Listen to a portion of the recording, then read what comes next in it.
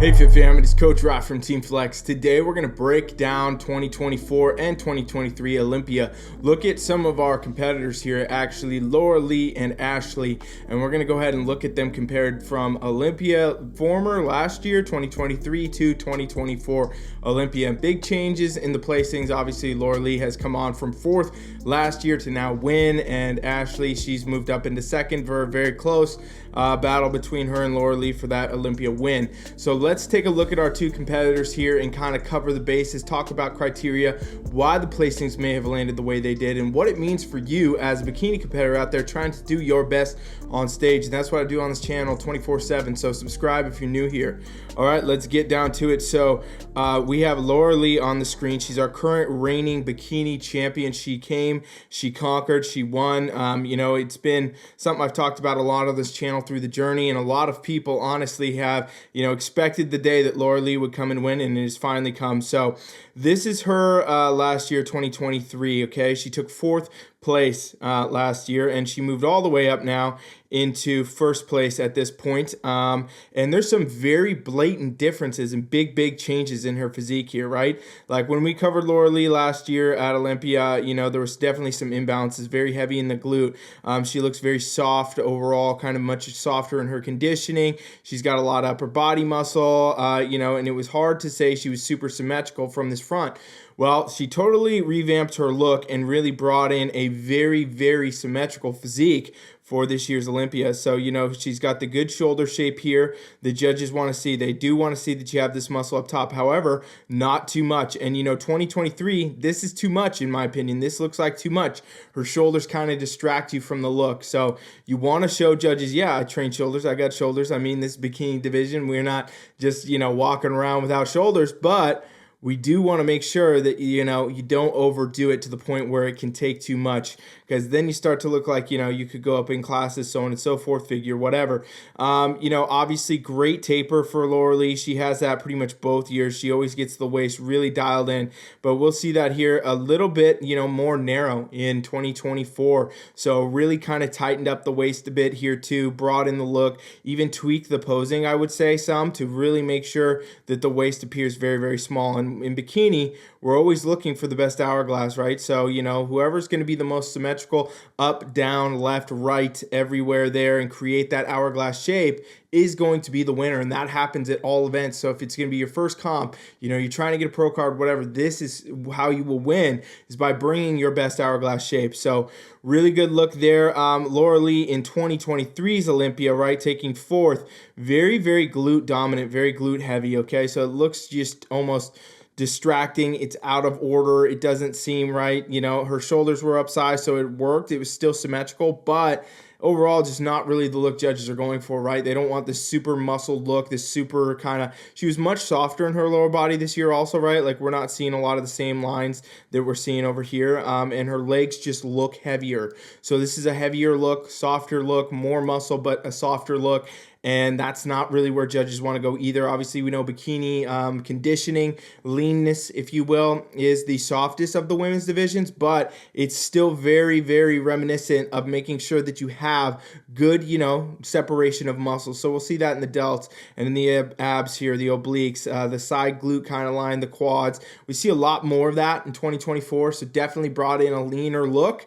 And her conditioning was pretty on par, right? You wouldn't want to get much leaner than this, because if you did, it's going to be too lean. And if you went softer, obviously we see kind of how that came for her 2023, and it was just not what judges were after. So realistically, these are very big improvements for Lauralie, right? And a lot of people message me and are like, how could Lauralie come up from 4th to this? Well, for one, it didn't have the same exact lineup, but she also is very improved. Like this is a dramatic amount of improvements for her, right? And you're never going to see Olympias that have the exact same competitors, the exact same lineup. Sometimes we see that, but the winners always deserve it, okay? Like they are the best on stage that day, and that's the whole thing. I mean, if competitors didn't show up, you can't say, oh, well, just because somebody didn't didn't show up, you know, that's why these placings happened. Well, they didn't show up. That's the whole point, right? Like if they had showed up, okay, well, we're talking about a different event then. Who knows how things would have gone. But the fact they didn't show up means they don't get to compete. And that's the same for everything out there, right? Sometimes people get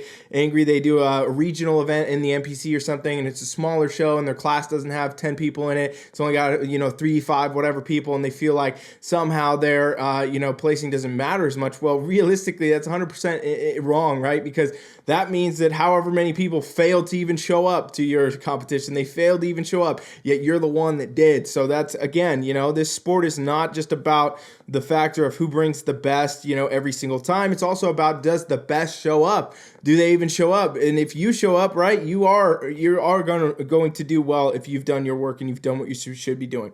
Okay, so here we go. I'm getting off track here, but I'm going to bring it back in. Lauralie, very, very improved look, very symmetrical. Her glute is much better shaped at this point. Her lower body symmetry matches very, very well. Her quads and her hamstrings and glutes all combined. It's really, really great. So she just really brought a super symmetrical hourglass shape, and that, again, favors her dramatically on stage. So now let's look from the back. Back pose always tells the story. We always say bikinis won from the back, and this is where you get to see blatant, huge differences for Lauralie, right? You know, not only did she bring the shoulders down like we talked about, her lower body has just downsized dramatically, right? Way, way better conditioning.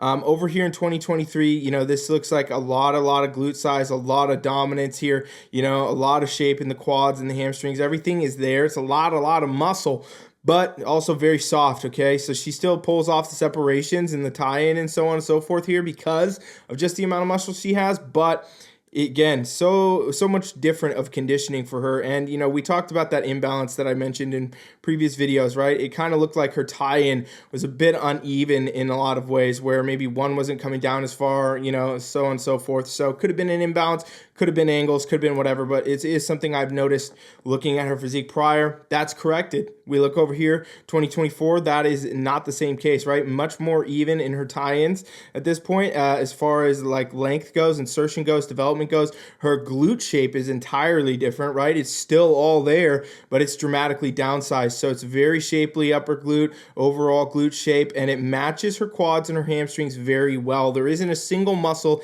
in her lower body that is overpowering. They are all in really good balance. So again, take home note for you bikini competitors, your goal is to achieve that balance. You got to think hourglass. Yes, you want to be upper body, you know, shape into the taper here and then widen back out in the lower body. You got to think about that, but you also want to think about the overall balance of each muscle group, right? Does your glutes match your quads? Does your quads match your hamstrings? Does your hamstrings match your shoulders? Does so on and so forth, right? It's all about symmetry in bikini, and you really got to dial that in if you want to get the best on stage. So Lauralie really just brought a very, very good look. It's hard to even say there's anything that could be, you know, a lot better at this point.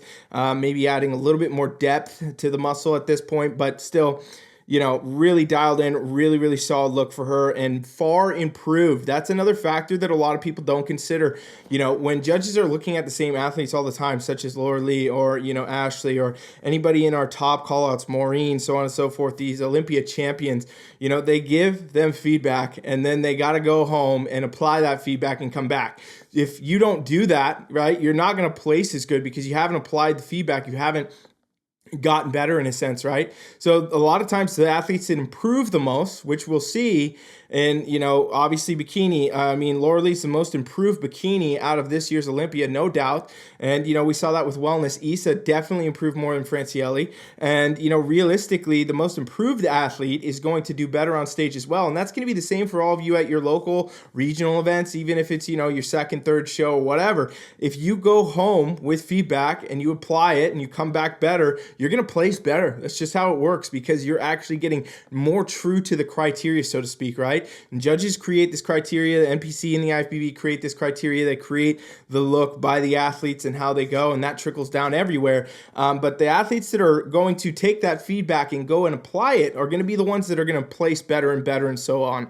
And that's inevitably how Lauralie actually gets to the win here. She has definitely improved the most from especially last year's Olympia to now.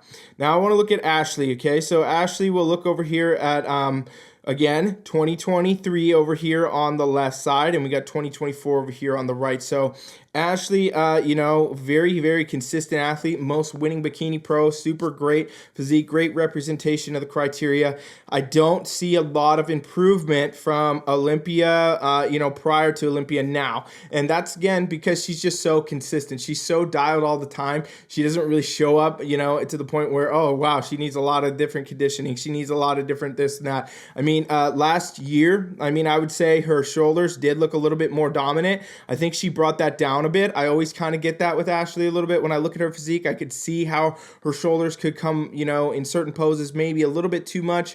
But her glutes, you know, she has very, very developed glutes, very full glutes. That's a major point of her physique, and it does match really well for her. So exclusively to her, she can really pull that off and maybe even have just a tad bit more upper body muscle. You know, I don't even know how many shows she did between Olympia to Olympia. Probably a lot, right? She's the most winning bikini pro. But still, you know, she didn't really improve a ton. And that's probably because she's just right there. I mean, she takes third at, you know, 2023 Olympia, takes second, 2024. Who knows what happens next? It's going to be a very tight race. She's a very good, you know, representation of criteria, no doubt. Everything is there. Everything is shapely. I will say her 2023 physique looks maybe a tad, you know, leaner, a little bit different in the posing, just kind of pulls, you know, some more glute line through, abs look a little bit more tightened here. I don't think that was a factor for her. She did come in a bit fuller for this Olympia, so maybe it was, right? Maybe if she had come in just a tad leaner, that could have been an advantage for her. I did think that I saw her best, you know, earlier this season in some events we covered, so I'm actually going to do a separate video where we look at just Ashley and like compare, okay, maybe what was her best this season to Olympia. Maybe Olympia was her best. We'll see, right? But it's all up to opinion at the end of the day anyway. You know, this 2023 physique, though, really dialed in. Again, we're talking about a movement of one placing really for her. So, you know, it was close. She could have maybe come in a bit tighter, and that might have helped her. Also, you know, looking at her midsection, I'm not sure if this is just posing. This does look a bit different to me. You know, it could be kind of pulling in the abs, doing things like that while you're on stage, but you know, it kind of dips in here a bit, and then it comes down a little bit more in the lower abdomen. This could also be, you know, conditioning though, but either way, she does not have that in 2023 really, right? And she does not have that at certain other events because I've reviewed her physique a lot. This one, for whatever reason, looks a little bit there to say that maybe that could have been a factor up against Lauralie, who did not have that, and that could be the case. Now, from the back, this is where, again, we can see, I think that, you know, Ashley kind of missed her peak in a sense a little bit. I'm not really sure.